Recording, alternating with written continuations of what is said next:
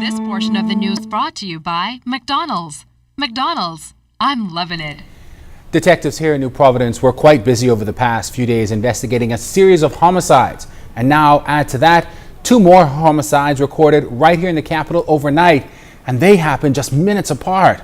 The first murder occurred in Yellow Elder, where a peace rally was held Monday night, and the other in Nassau Village. Jared Higgs covered both scenes last night.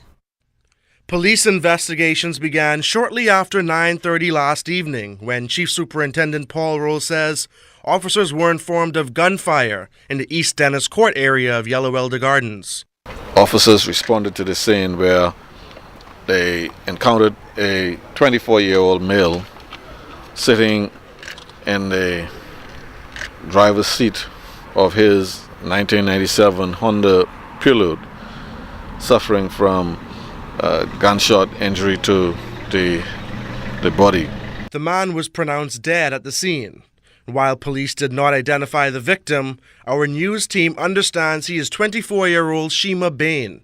Chief Superintendent Roll says Bain may have attempted to escape his assailant. The vehicle is in the yard, just where obviously he was in the driver's seat. It appears as though he may have attempted to drive off and crash into a parked vehicle and a tree. Police also responded to an incident in Nassau Village where an altercation between 2 males left one dead. A young man and a relative, 2 relatives, became involved in an argument.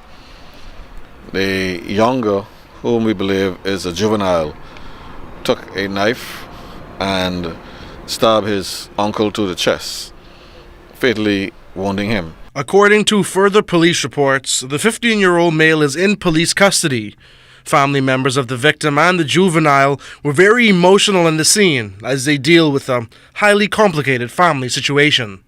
Jared Higgs, ZNS Network News. Police arresting 3 more men in connection with that video that went viral over the weekend showing an assault on a young man. A man and a woman were taken into custody in relation to that matter. Police suspect the trio are responsible for recording and posting that video online. From the courts, 2 men accused of 2 separate murders made their first appearance in the South Street Magistrates Court today. Fern Carey reports that one of the murders took place here in the capital, while the other occurred on Long Island almost a week ago.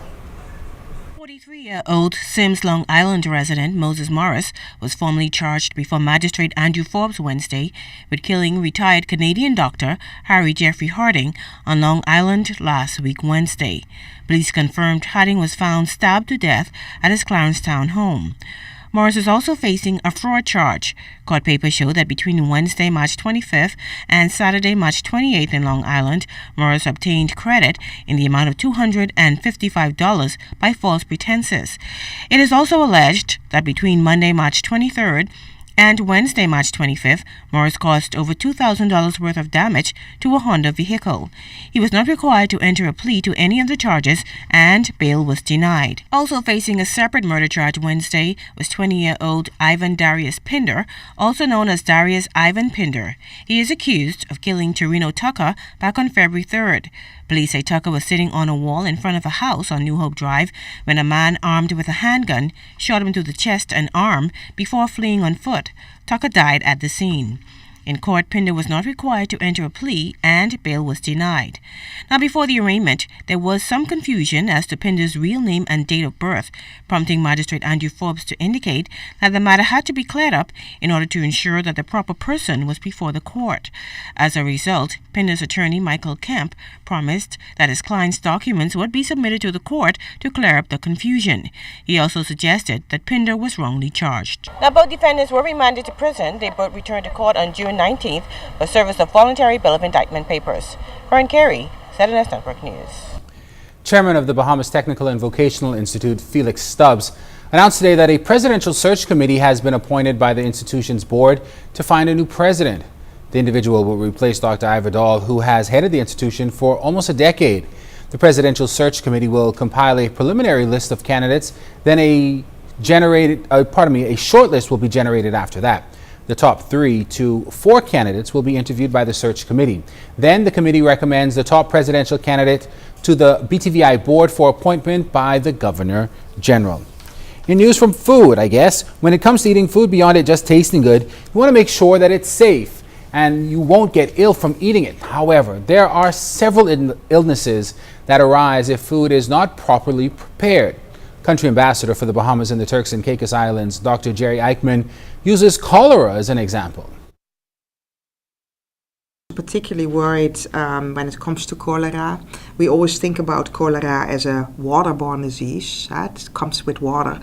But the main threats for spreading cholera would be through our food, through our food handling. And that's also an important message that I would like to give. It's not only the light diarrheas we're worried about, but also the more serious ones.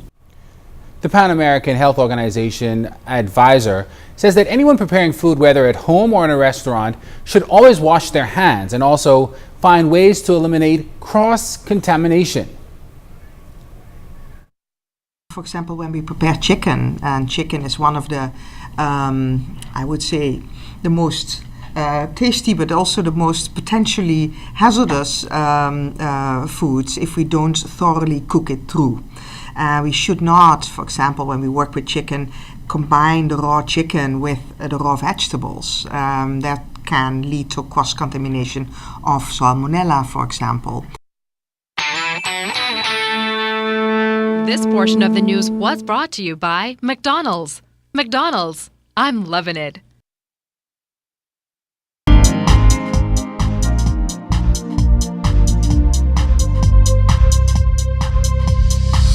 This is your Royal Fidelity Business News. I'm C.S. Scatterly.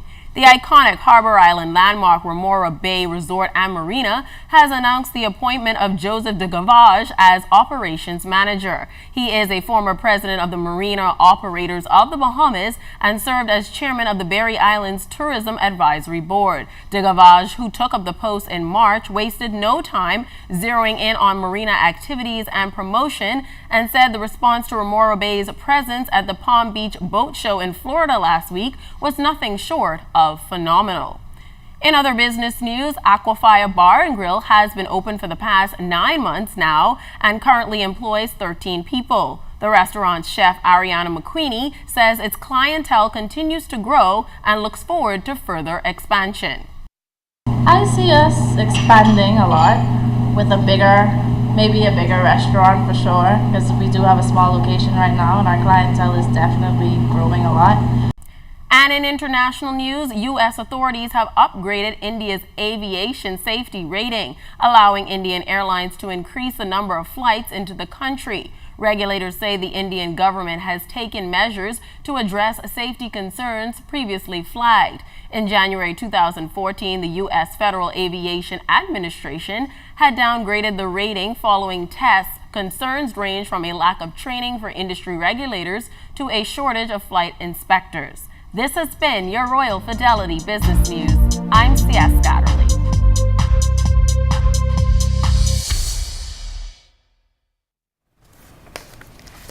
Well, the Prime Minister, along with the Prime Minister of Jamaica, Portia Simpson Miller, have met with President of the United States, Barack Obama. Now, they've had that meeting just moments ago. We have team coverage with Clint Watson and Opal Roach. A busy and compact schedule for regional leaders Wednesday night to Thursday afternoon as they hold caucus and forum with U.S. President Barack Obama. Prime Minister, the Right Honorable Perry Christie, outlined 3 key issues on the table for discussion. One, competitiveness, meaning the kind of economy we have and what we can do to ensure growth and jobs. Secondly, energy reform. And as you know, we're in the midst of that in the Bahamas, but being able to produce sustainable energy at a good price for citizens of the country and for investors in the country. And the third, critical importance is national security concerns, citizenship security of our country. Crime continues to challenge the Bahamas, and it's a concern that Mr. Christie hopes to discuss, particularly as he prepares to roll out a new initiative in the upcoming budget debate. to exchange ideas that we have on the strategy going forward. And I've indicated that we are going to be in a position to announce hopefully a very comprehensive package to do with national security and citizen security.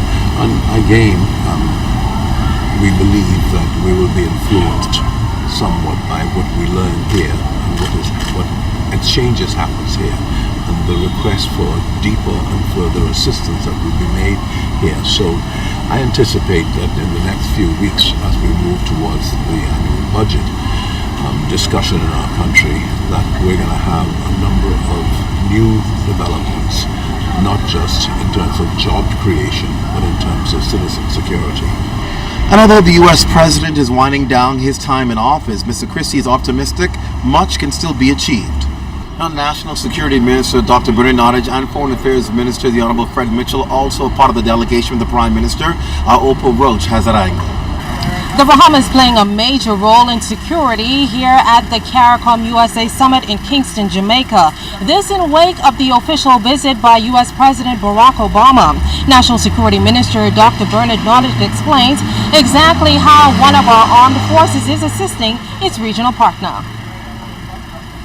You know, we have a ship, the HMBS Nose is here in Jamaica, because Jamaicans asked whether or not we would be kind enough to assist them with protection of the borders for the heads of countries that are here, and of course President Obama, who's also here, so that this is a major invitation for us.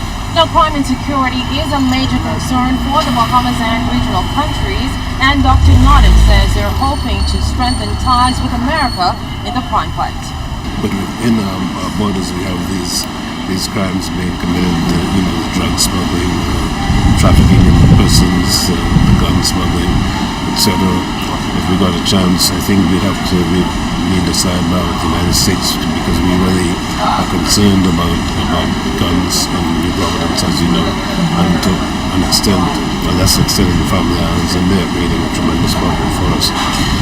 In addition, more and more now the gangs seem not so much to be as organized as they might be, but young people, young men particularly, identifying themselves with gangs, and this creates a certain kind of behavior from them that we have to get over. And so one of the things we're going to be doing is having sidebars to talk about how we can reduce guns coming into the country. Also attending the high-level talks is Foreign Affairs Minister the Honorable Fred Mitchell. He says discussions will also focus on increasing competitiveness in the region and providing more job opportunities. Because that's what drives migration, is unemployment. That's what causes the insecurity, is the unemployment. The fact that young people are not connected with society and don't see any future. The regional leaders will meet with President Obama on Thursday to discuss the issues of mutual concern. In Kingston, Jamaica, I'm Opal Roach, ZNS Network News.